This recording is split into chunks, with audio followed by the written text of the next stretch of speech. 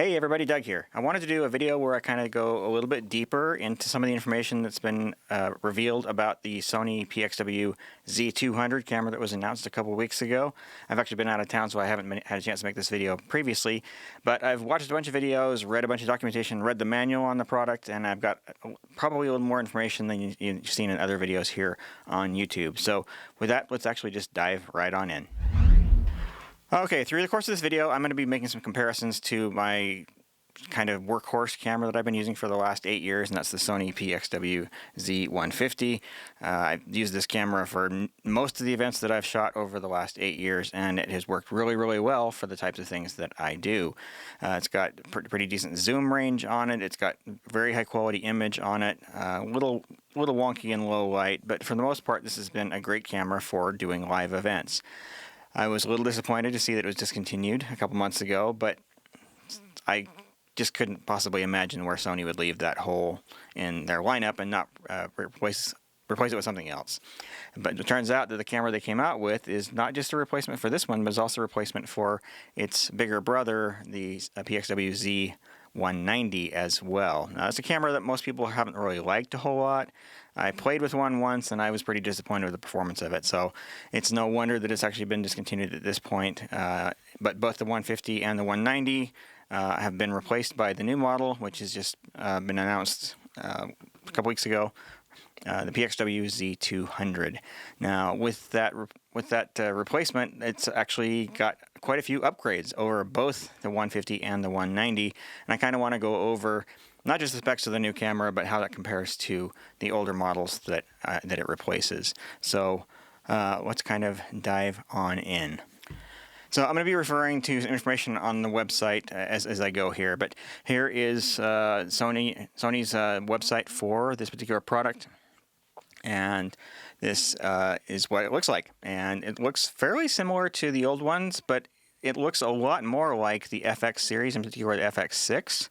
And I think there's a reason for that. I do believe that this camera was probably designed by the same team that designed the FX6 as opposed to the team that designed the 150 and the other cameras in that particular lineup.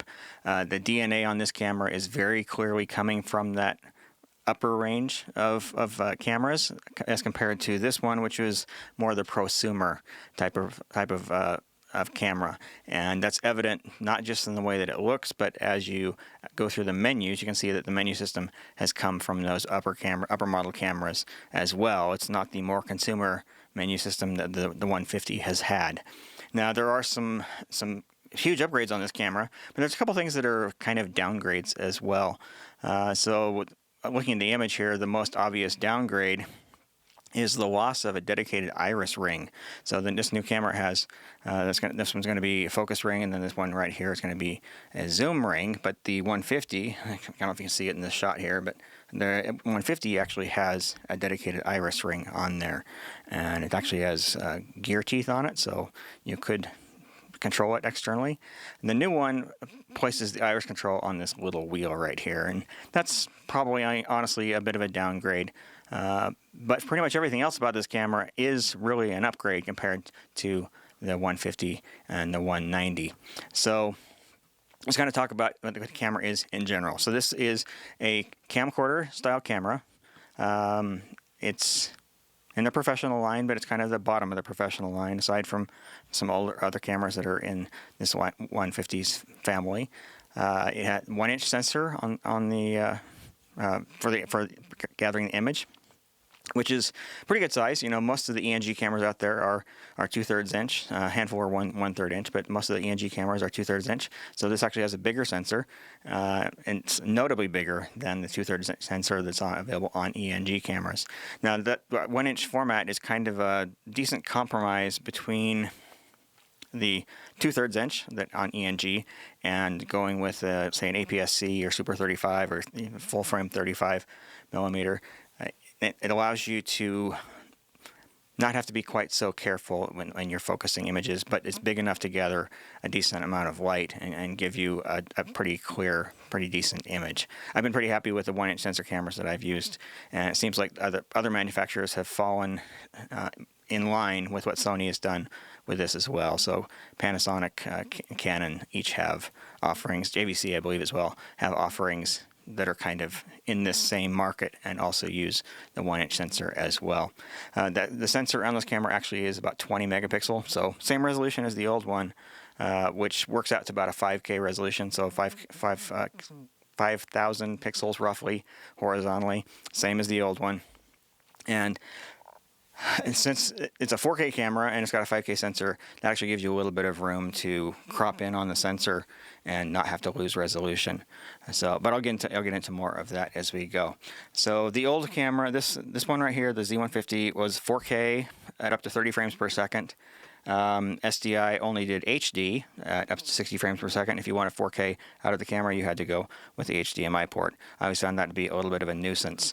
The Z190 would do, I believe, 4K on the SDI. I could be wrong on that, but I believe it would. So, the new one does up to 12 gig SDI, so it shoots 4K.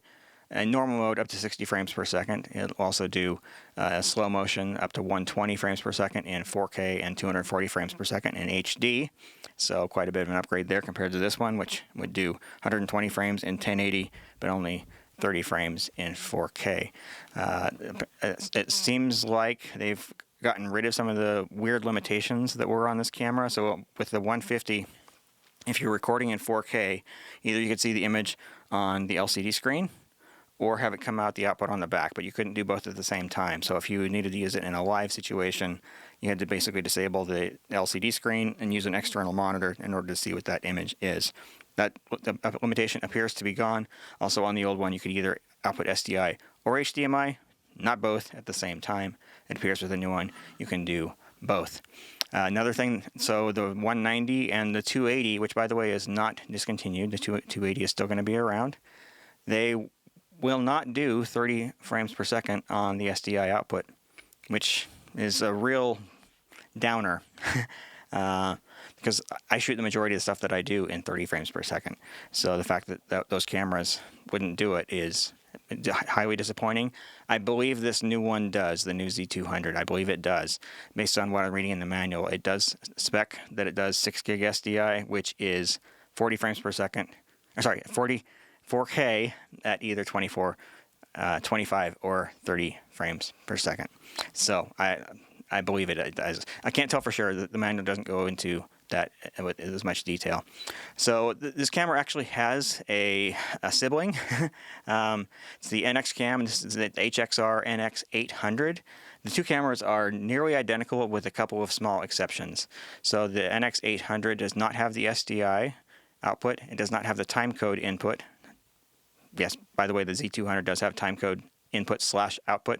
It can be one or the other, not both. You flip a little switch to determine which that BNC jack does. But the NX800 does not have the SDI, and it does not have the timecode connection. And the other thing is the NX800 is not going to get a firmware upgrade that's coming next year to allow recording in MXF files. So, other than that, the two are identical. They perform the same in every other way.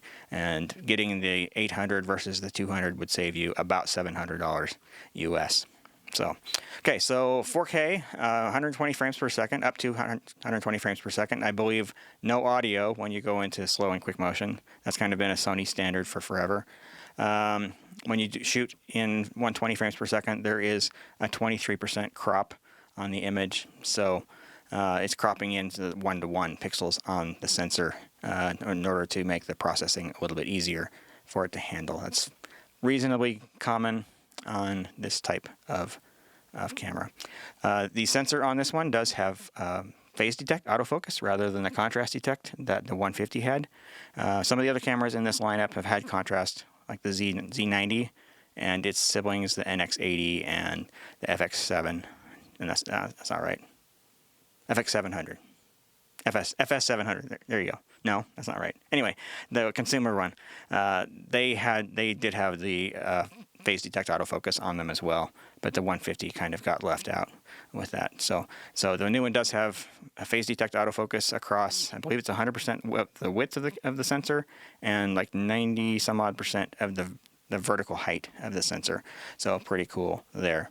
It does support Sony S-Log, which most of the other ones do not. The Z90 did, but the 150 did not. So if you're someone who likes to do a lot of coloring in post, you can do that.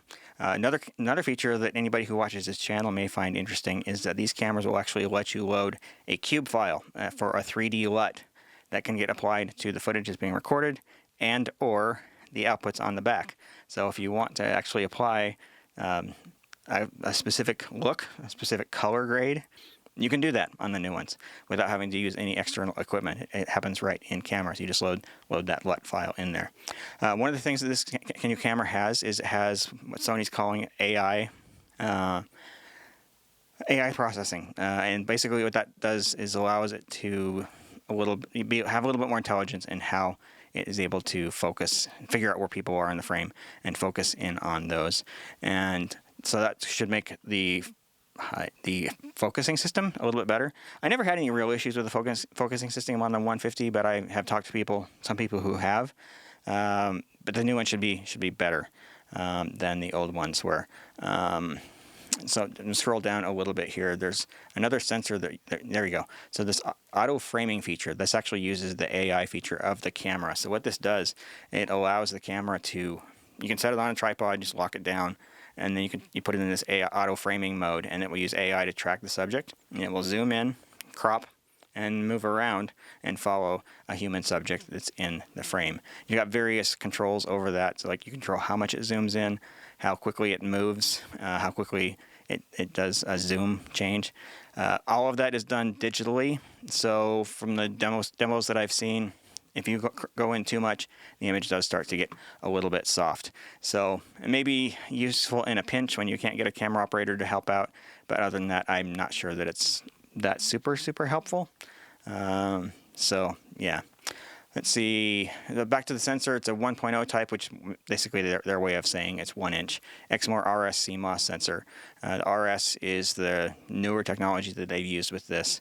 It's the backside illuminated, produce a cleaner image and faster readout speeds than the Exmor R sensor that was used in cameras prior to the 150. So the 150 was, I believe, the first one in the lineup that had the RS sensor. So it's got this Bion's XR image processing, useful for trying to do white balance, get a better job of auto white balance and better noise reduction. So a lot of marketing terminology around there. We'll see once I get my hands on one, what that actually means in the real world. So okay, let's keep going down here. All right, so big upgrade. So 20x optical zoom. So the 150 has just a 12x optical zoom, and then it has what Sony calls clear image zoom. And the new camera has a clear image zoom as well. But what that allows those cameras to do is to crop in on the sensor and use some fancy algorithms in order to digitally zoom, but without the weird artifacts of most digital zooming. I've been shockingly impressed by the clear image zoom feature on the 150s, and even though it only has a 12x optical, with the clear image zoom that goes out to 18x with 4K and 24x with HD, and I shoot with that all the time, and it's not evident that you're shooting a digitally zoomed image whatsoever. You can't tell. It's very, very good. It's excellent. This new camera has that as well. So in addition to being a full 20 times optical zoom on the new camera, it also has the clear image zoom. So when you're shooting 4K, you're able to go out to 30 times zoom, and when you're shooting in HD, you're able to go out to 40 times zoom, which is just crazy for a camera of this size and this price. So if you're the sort of person who has to put your camera in the back of the room and really zoom in on a subject because they don't make room for you or whatever, this is going to be a game changer compared to some of the other ones. The 190, I believe, had 17 times zoom, if I remember right, but no clear image zoom. So it was limited to that 17 times. So this is going to be a huge upgrade for there. There is one little thing about this lens that maybe not as good. See that here that the maximum aperture is 2.8. That's been the case on the 150 as well, but it goes to 4.5 when you're zoomed in. The old one did 4.0, so just a very slight loss in terms of what the aperture is able to do as you're zooming in. So, but just by way of information, this zoom range, so 24 millimeter is the 35 millimeter equivalent on the wide end. 480 is the equivalent when you're zoomed in at 20 times, so that's the optical. And if you add that clear image zoom, that 480 goes to 720 for 4K, and it goes to 960 millimeter for HD. So really impressive zoom capabilities on these cameras. Advanced image stabilization, I'm sure this is just more of the same steady shot feature that Sony's been offering for a long time. It works okay. It's not super aggressive. You're not going to handhold the camera and have it shake and end up with smooth footage. It's not that aggressive in the way that it corrects. But it does use a combination of optical and then optionally digital stabilization as well. So it's got steady shot off, which is no stabilization, steady shot on, which is optical, and then steady shot in active mode, which is optical stabilization plus a digital stabilization with a slight crop. It's not much. You hardly notice it, but it's reasonably effective for what it is. But if you shoot on a tripod, you're probably going to turn that off anyway. Okay, this is one of the coolest features about this new camera. This is the new built-in electronic variable ND filter. So Sony has had this on a handful of their other cameras in the past, the last little while.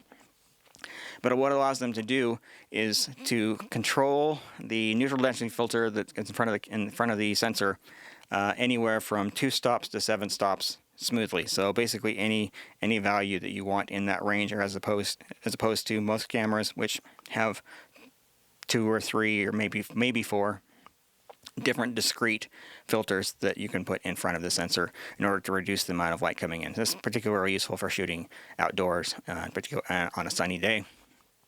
So it's a great feature to have.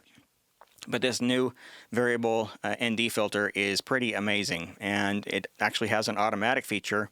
So if you are shooting in a situation where the lighting conditions are changing a lot, like maybe you're shooting outdoors, and it's a day where the clouds are going in front of the sun periodically, but not always, the variable ND filter can sort of help to compensate for that. So your camera operators don't necessarily have to be irising up and down or adjusting the gain up and down in order to maintain a consistent exposure on the image. So this variable ND filter, it's an awesome feature. People who have used it absolutely love it. Okay? All right. I won't say much about the LCD monitor and OLED viewfinder. They're good. Well, good-ish. They're fine. All right. So this new camera uses a very different style of LCD monitor on here. So what you're seeing right there, zoom in just a little bit maybe, is the storage position for the LCD. So it flips around to the side, whereas on the old one, it flips around to the top. So quite a bit different there. But what they've done with this is they now include a sunshade that you can slide on from the side. That's it's designed with that in mind from the very beginning. And also they've added some buttons on the side for peaking, zebra, and one other feature I forget off the top of my head. But so you can turn those features on and off right from a dedicated button right on the side of the LCD. So pretty cool thing there. You can shoot in auto mode. I don't know how many people who work professionally will ever do that. I certainly never do. All right, so another big upgrade on this camera compared to some of the older ones. So you get a lot more control over the color and gamma on the camera. The older cameras, well, in particular 150, actually did support HLG for HDR. The new one supports several different modes for that, gives you a lot more control over that. It also has more options for Cinetone. It also has something they call 709 tone, which is supposed to be like Rec 709, which is the color standard for HD, but a little bit different. The footage I've seen from it, it's pretty flat. It's pretty desaturated. I suspect it's really meant for somebody who wants to start with something that's not quite as flat as log, but they do intend to color it. So there's more going on there. One of the things they've done with this new one is it's meant to match some of the cameras in the FX series, particularly the FX6, in terms of the color. So if you're shooting on shooting an event where you've got an FX6 in the mix and you want to have camcorder style in there as well, you can have the Z200 in the same production and cut between them, and the color and exposure is pretty consistent across those. I saw some demos of that. It's not necessarily exact, but it's pretty close. So that's a pretty significant upgrade over what we've had in the past. The color on these is not bad, but you don't have a lot of control over it. Some control, not a lot. And introducing that extra level of control is certainly pretty awesome. All right, so in terms of recording options, so the old one, it would only record long GOP in terms of the recording format that goes to the memory card. The new one will actually do intra-frame as well, which is pretty cool. It's really nice that they've added that. Additionally, this old series, when you're shooting in 4K, it was only 8-bit at 420. The new one does 10-bit 422 for all of the different resolutions that it shoots. And it can also shoot in H.264 or H.265. So with H.265, you can either get twice as much footage on a card, or you can have higher quality footage with the same bitrate as H.264, or somewhere in between. So that gives you a higher quality image than on recording than what we've had available to us in the past. All these cameras actually have the ability to record proxy files. I'll talk more about that in a little bit because they've done some pretty cool things with that. But what that allows you to do is record full size, full resolution, full bitrate recordings on one memory card, and then have a proxy lower resolution, lower bitrate file on the second memory card, which can be handy for transferring the footage to somebody who's doing editing, or if you have a computer that's not quite up to the task of editing high bitrate 4K H.265 footage, you can edit with the proxy file and then later render with the actual real file as well. So they have these, they record XAVC, XAVC-S, XAVC HS, which I believe is something that's new to this line. I believe that's the 265. And then there's an option for a .mxf, which is what the FX6 uses, that's coming next year. They're saying June 2025. So in terms of recording, the new camera can record on either SD cards or on CF Express Type A. The CF Express is only necessary if you're recording the absolute highest bit rate of 4K and the highest frame rate. So for everything else, you can get away with SD cards, and it will work just fine. Okay. All right, so comprehensive connectivity. So this is what I was talking about a little bit earlier. So the new camera has SDI output. It says input as well. I'm not sure what they mean by that, but SDI output in 12 gig, 6 gig, 3 gig, level A or B. In the past, their cameras have only been level B, at least the cameras at this part of their lineup, as well as 1080. So they also include a timecode input and output. So if you're in output mode, your camera can generate timecode, which other cameras can sync to. So, but just to make sure everybody's on the same page here, timecode is not genlock. Timecode just records frame numbers. That's all. So if you need to do editing in post and you want to sync up the footage from two cameras, you can record timecode from one camera to another when you're shooting, and then it's real easy to line them up when you're editing. But it does not mean that the frames always start at the same time. That's where you need genlock, which these cameras do not have. So something to keep in mind there. They have added an Ethernet jack on the back. You can see that there. That's used for streaming and copying footage and camera control, which I will discuss more in a little bit. There's also a USB-C, which you can use for transferring footage. I believe also, that's also how you tether it to a cell phone for streaming as well, and some other things you can do with that. It has LANC, LANC remote jack, same as the others, but because it's LANC, you got some limitations there, like zooms can only be done at one of 7 speeds in forward and reverse, which is pretty sad limitation. I wish they would either extend the format or go with something else to provide finer control over zoom on the cameras. So, but yeah, there's pretty good connectivity here. Also HDMI, I think I've mentioned that as well. The new camera has 4 channels of audio, so you can record from XLR inputs that are on the side, built-in microphones that are on the front.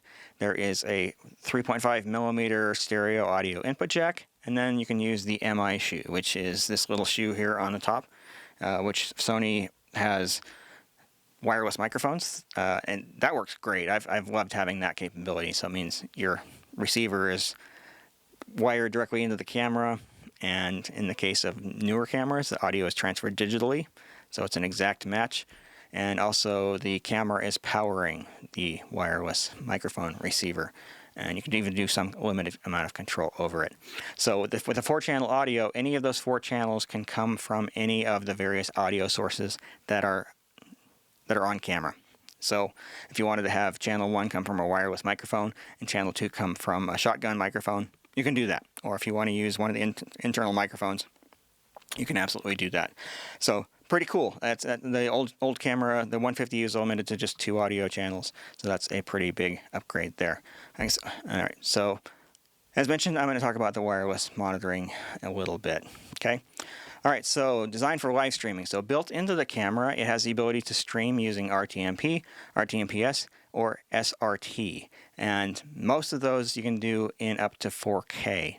So just for the camera itself, if you're going to do an event where it's going to be a single camera, single operator, you don't need to worry about graphics or anything like that. You can stream directly out of the camera, and you don't have to hook up an external box or computer in order to do the encoding.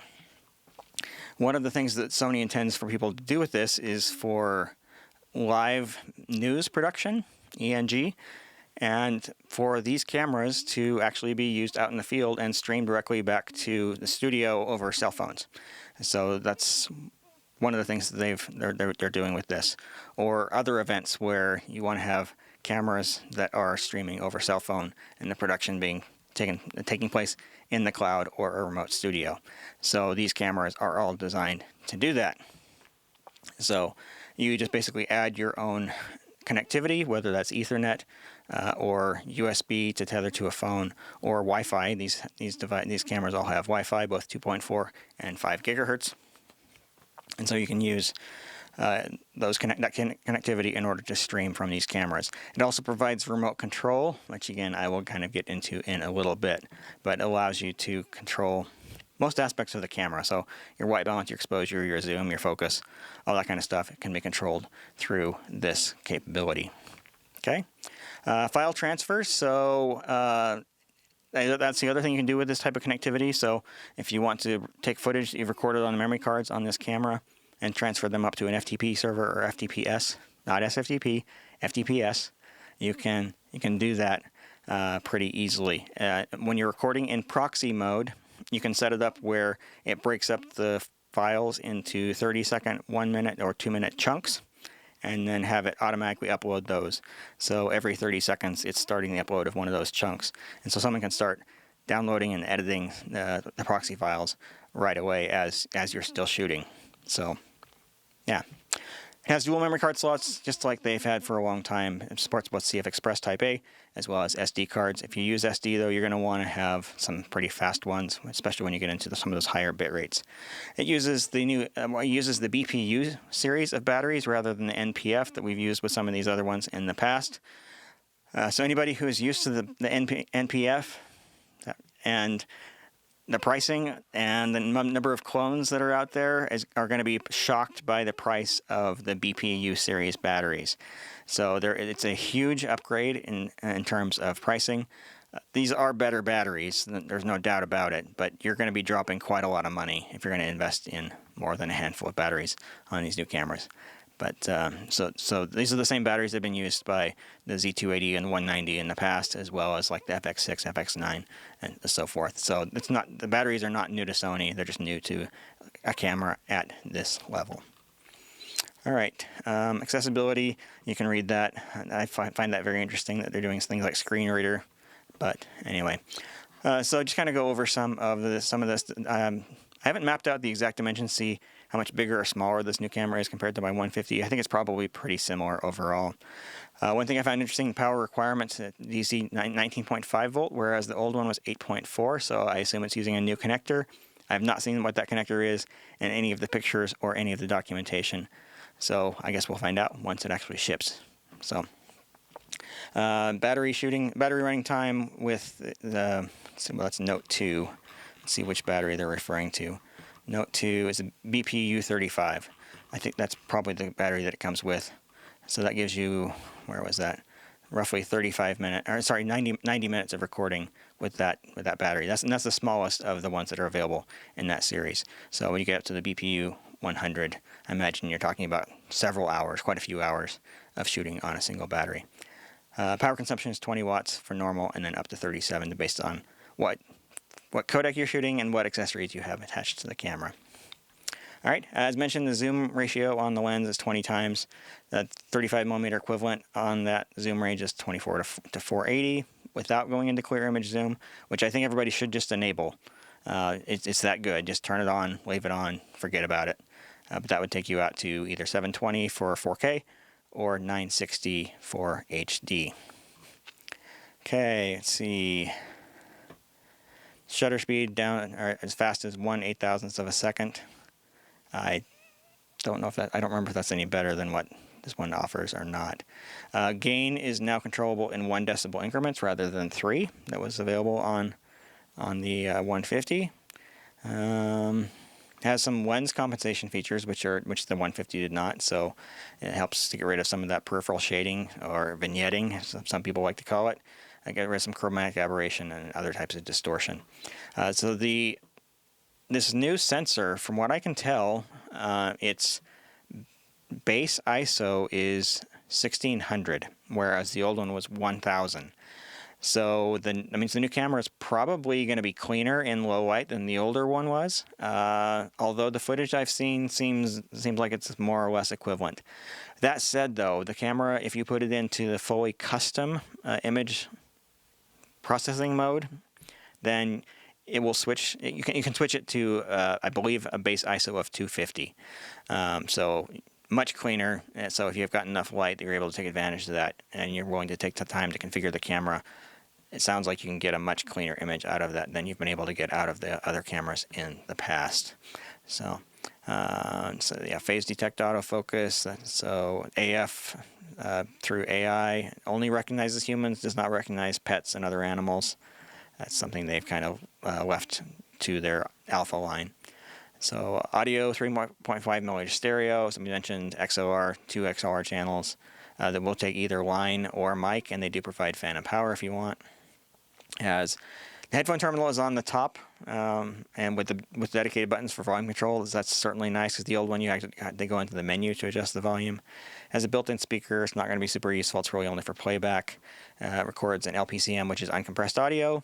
SDI has, I think, from what I can gather, just 2 channels of audio. So even though the camera can take in 4 channels, it looks like the SDI and HDMI can only do 2 of those channels. But you can select which of the channels you want to send out on those.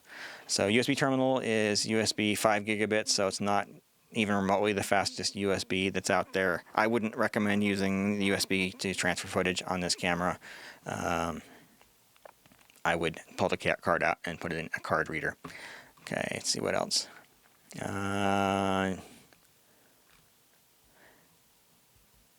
Okay, so yeah, so here's your streaming. So if you're using RTMP or RTMPS, you can stream in up to 4K.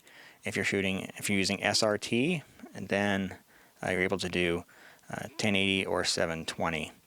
And then the audio format on the streaming is AAC. The streaming will do H.264 or H.265. I presume that probably means that you can actually stream in HDR as well. So the fact that you can do H.265. H.264, nobody's officially supporting HDR with that. So if you want to stream in HDR, you have to do H.265. So anyway, so there is that. So just kind of give you a few pictures here of the camera itself. So the layout on it is, I think, better designed than the one that's on the 150. It looks like it has fewer controls, but it actually has more. They're just more densely packed here on the 150. I don't think you're losing anything. I think you actually do gain things. Other than the dedicated iris ring, everything else that the 150 and 190 have had is there on this camera. There's the back. Oh, there we go. So that's the DC barrel. It's a barrel input for for power, so any of the power supplies you've had for the 150 will not work with this. And there's your HDMI, your USB-C, your SDI output, your timecode input, and then your Ethernet there as well. And over here on the right side, you can see the labels for those. The remote jack is here. That's the 2.5 millimeter link. That's available. Your headphone inputs, or sorry, your microphone inputs. And I like that they moved the switches for selecting whether it's line or mic or mic with phantom right underneath the XLRs. So you don't have to go back to the other side to select that. And then that 3.5 millimeter jack is there on the side as well. There's a look at the front. You can see the microphone module is quite a bit smaller than the old one. So there's the shot from above. They have moved, so the 150, you'll be able to see this here, all the buttons for controlling the menus are up top, which is always a little bit awkward, especially when the camera's on a tall tripod, and they have moved them to the right place on the side with this new camera. So big upgrade there. Yeah, so there's the with the sunshade on, a removable sunshade. And there is, with using one of Sony's wireless mic receivers, so the audio is coming in to the camera through the shoe there. You don't have to actually run any cables if you want to use Sony's in my shoe system. So, and then there you go. There's a shot of an external monitor being plugged into the camera. Okay, now, one of the things I wanted to talk about with this new camera, Sony's come a long way in allowing remote control over their cameras, and this camera is taking it to yet another level compared to what they've done in the past. Going back to the 150, you could control a handful of features from a smartphone if you connected directly to the camera over Wi-Fi, but you can only control one camera. It had to be a direct connection. You couldn't like put the camera on a network and then have your tablet or phone or whatever connect to the same network. It was a direct connection, so it meant you had to be close by, line of sight, and even then it never really worked very well. Limited control over the features. Like I believe you couldn't even like control the white balance on the camera with that. With the new one, they have what do they call this? Monitor and Control is the name of it. So they have this app that's called Monitor and Control. It's available for iPads and I believe probably Android as well. That allows control over most of the important aspects of the camera remotely. In addition to that, you also get a live feed of the video right there as well. In addition, you can actually take advantage of the fact that it's a touchscreen and use that to focus the camera remotely. Speaking of, I forgot to mention, the Z200 does have a touchscreen, and that can be used to specify the focus targets. So you can put it in a mode and just tap on the screen, whatever you want the camera to focus on. So there is that. But so this Monitor Control app not only allows you to get control over most of the important aspects of the camera, it allows you to connect up to 4 cameras simultaneously. You can monitor 4 cameras on one screen. So for those of us who maybe hire camera operators who are not necessarily familiar with the camera, or maybe even not necessarily familiar with some of the concepts of controlling white balance or ISO or whatever, you can do it now over Ethernet, over the internet using a cell phone, or you can do it over Wi-Fi using this Monitor and Control app. So huge upgrade there. I can kind of show you this page. This is Sony's help guide on Monitor and Control. So you've got instructions on there on how to connect. So that there you go. So an example, a phone connecting to what's that? A router, yeah, and remote controlling the camera, and then streaming footage out to a server on the cloud. So you've got all that kind of capability there. So you come to operating a camera. You can start and stop recording, set focus, playback clips that are stored on the memory card actually. Let's see, change camera settings. Let's see, here's supported functions. So it depends on which model of camera you have here, but let's just say, for example, that it's going to be close to the FX9 or FX6. So I'll click on the details button there. Does it say what we can do? No, it doesn't. But it allows you to control most of the stuff that's important in terms of operating the camera. So pretty cool there. Adjusting focus. You can set the focus. You can set the iris. So yeah. So the focus there. You can set different modes for focus as well. So whether you use facial tracking or facial recognition or not. And then yeah, so the control over iris. There you go. So yeah, you can. It looks like you can even import a LUT remotely. So if you want to change the LUT that the camera is using, you can do that over this connection as well. And then multi-camera monitoring. So let's see what that looks like. Did they have a?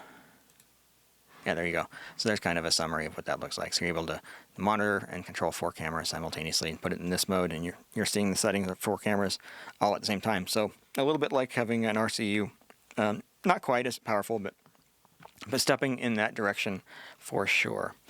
So yes. Anyway, so bottom line is, like, this new camera is a huge upgrade in so many ways compared to some of these older ones. And these were great cameras, and I will still be using these. But Sony is really throwing down the gauntlet when it comes to camcorder and what it can do, especially at the price point. Speaking of price point, go over here to B&H. It looks like I have to refresh here. So this is the PXW-Z200. So pricing here in the US is just under $4,000, which for the amount of stuff you're getting in the camera is pretty phenomenal. That's only slightly more expensive than the Z190 and not that much more expensive than the Z150. So that's a pretty nice price for everything that you're getting. The NX800, on the other hand, is $3,300, just under $3,300, so $700 cheaper. But if you don't need SDI, you don't need timecode, and you don't need that MXF, this camera will do you just fine. It has everything else. So as far as Sony has let on so far, those are the only differences between the two. So, all right.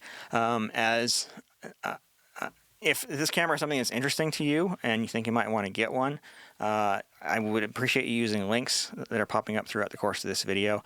Adorama is an affiliate partner of mine, so anything you buy through them, you can use the links here on my site, and that helps the channel out quite a lot. Once they start to sell on Amazon, I will modify the link in order to include that as well. B&H, I don't have an affiliation with. I've tried. Apparently my channel is too small, and they just never reply to me. And whenever I've tried to form a partnership with them on selling gear. So if you want to help out the channel, then use one of these links and buy through either Adorama or through Amazon. Very much appreciated there. But aside from that, yeah, so it looks like a pretty amazing camera. In terms of whether I'm going to get one or not, at some point I will. I don't know that I'm going to get one right out of the gate. Speaking of right out of the gate, it looks like these are going to start shipping here in just a couple of weeks. So September 19th is sort of the estimated date that a lot of sites are saying they're going to be available. So they're coming out real soon, and you can pre-order these cameras now. But yeah, I don't know that I'm going to get one right out of the gate, but I will certainly be getting one at some point. I may start with renting one to start off with. I've put so much money in my 150s, and I've got 9 of these things now. And if the new camera doesn't match up color-wise with the 150, then I won't really be able to use it on multi-camera events, which is the vast majority of what I shoot. So I might hold out until I can get 3 to 4 of them before I really invest. But I do fully intend to go in that direction at some point. The new camera looks so amazing, and I think that's where I want to be going in the future. I was kind of stuck not knowing what I wanted to do camera-wise to go to the next level, particularly because when you move to the next level in the lineup, the price jumps significantly, and in the case of the Z280, it was not a better quality image than the 150 in my testing. So why would I spend twice as much on a camera? It doesn't look any better than what I got. In fact, some cases actually worse. So, but anyway, So if you have any questions about this camera, you can leave those in the comment section down below, and I will do my best to try and answer them. Obviously, I don't have this camera in my possession, so I can only go off what I've read and seen and been able to observe with my own two eyes. And so my knowledge of about what this camera is going to be is still somewhat limited. But please do speak up if you have any questions, and I'll do my best to answer. If you want to get involved in a more lengthy discussion, you can join me over on my Discord server. Discord is a free discussion server, and a little app where you go to your web browser and you can have conversations with other people who work in video and audio production. A lot of people there, very knowledgeable and very eager to help out. So if you want to join the community there, that's free to do so. You just click on the link, djp.li/discord, in order to get there. So with that, though, I think that's going to be about it for now. So thanks, everybody, for watching. Thanks for sticking with me through this lengthy video with a lot of talking. And we'll chat with you soon, and hopefully you'll have a great day.